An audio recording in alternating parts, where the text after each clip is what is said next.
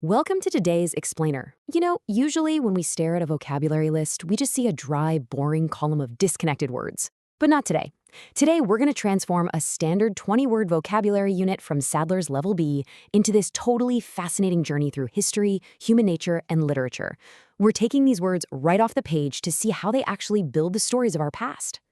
Let's kick things off by anchoring our minds with this incredibly famous Shakespeare quote from The Merchant of Venice: "All that glitters is not gold."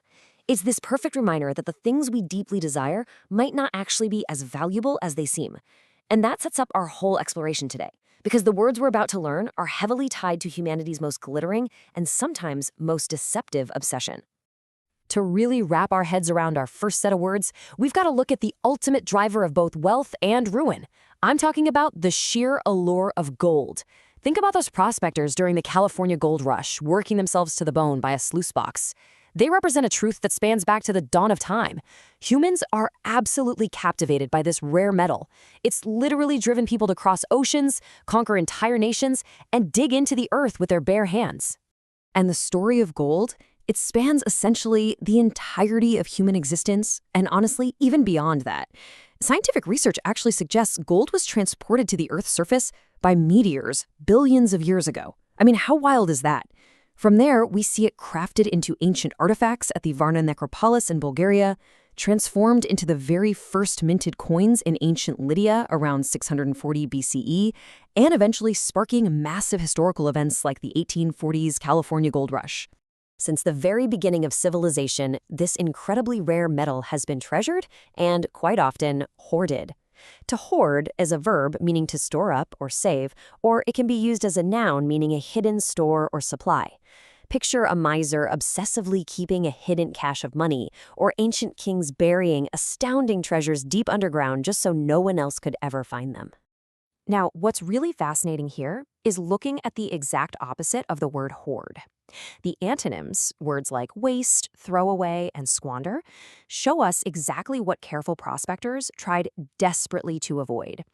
Think about it. When you're panning for tiny little flakes of gold in a freezing cold river, you certainly aren't going to squander what you find. No way. You are going to amass and reserve every single piece. Speaking of squandering, get this. Modern fact from our source text: you can actually find gold in seawater. But before you go grabbing buckets, if modern entrepreneurs attempted to extract that gold from the sea, they would likely go completely bankrupt. Bankrupt means to be in a state of financial ruin, or just flat broke.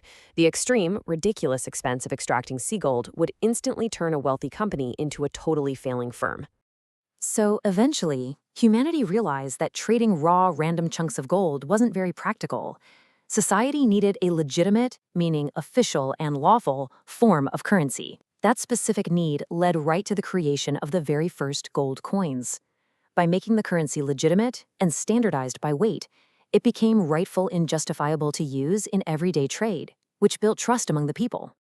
All right, a crucial part of all this is actually applying these words to context. Let's try a question straight from the workbook exercises. Ask yourself, is a healthy body a legacy or a right that you receive from your parents?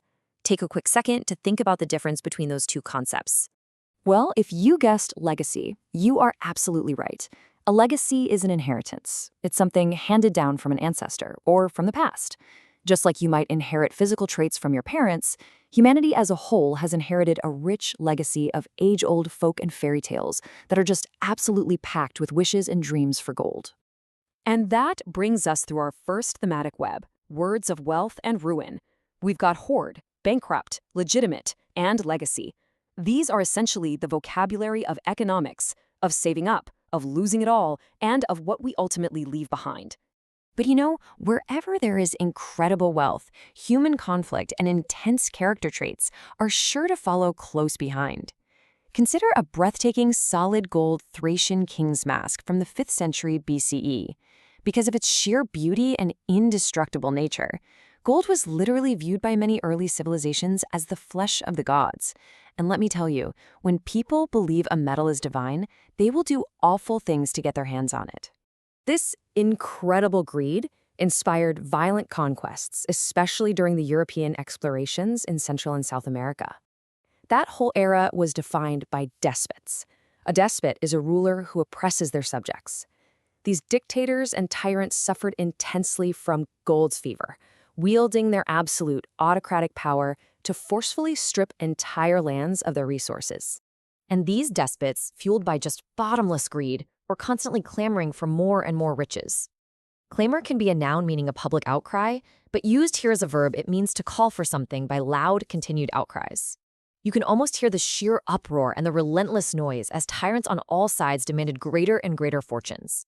Let's pause and test your understanding again with another great context clue.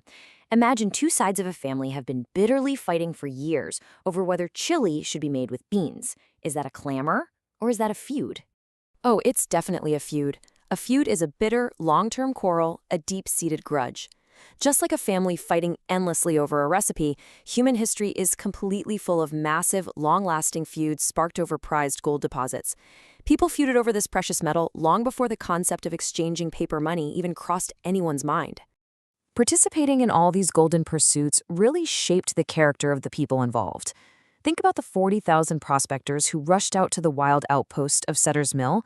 They had to be hardy, brave, tough, and able to bear up under incredibly harsh treatment. But for the many, many folks who failed to find the motherlode, they often returned home cynical. They became skeptical, bitterly mocking, and inclined to believe the absolute worst of people. So that locks in our second theme, words of conflict and character. We've got despot, clamor, feud, hardy, and cynical. You now have this highly descriptive toolkit to vividly explain the really harsh human reactions to greed. Moving from conflict into our final theme of action and agreement, let's look at how people actually conducted business before formal money. Early civilizations relied on the barter system, which meant constant haggling. To haggle is to argue in a petty way, especially about a price. Just imagine trying to trade your chickens for someone else's wheat and having to wrangle over every single grain. As you can probably guess, all this petty haggling quickly proved to be less than harmonious. Harmonious means able to get along together well, agreeable, or compatible. Because constantly arguing over the value of furs versus shells was incredibly grating, societies eventually evolved. They started using standardized pieces of gold to make trade peaceful and harmonious once again. Historically, because gold became the ultimate standard of value, a ruler's absolute power perfectly coincided with how much gold they possessed. To coincide means to happen at the exact same time or to be in full agreement. For early kings, their level of wealth and their level of political power matched perfectly. They coincided. And that wraps up our third thematic cluster, action and agreement. Haggle, harmonious, and coincide. You've now got the precise language you need to describe trade, peaceful blending, and synchronized events. Now, to see these words truly jump out of the history books and come alive in storytelling, we turn to the master of mystery himself, Sherlock Holmes, famously played by Peter Cushing in 1959. Sir Arthur Conan Doyle was an absolute genius at using precise vocabulary to build a gripping atmosphere. Just listen to how Conan Doyle uses one of our new vocabulary words to completely elevate the stakes. He writes, "I assure you that there is a reign of terror in the district, and that it is a hardy man who will cross the moor at night."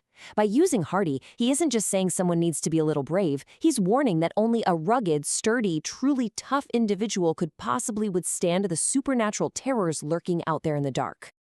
Wow, we have covered a ton of ground today. From ancient meteor strikes and greedy despots, all the way to Sherlock Holmes on a terrifying moor. All through the lens of 20 powerful words. I want to leave you with this final thought to chew on after today's explainer. What if your wealth was measured literally by its physical weight in gold today, instead of just invisible numbers on a banking app? How would that change your habits? Would you be more conscientious about what you hoard and what you spend? Think about it, and I'll see you in the next explainer.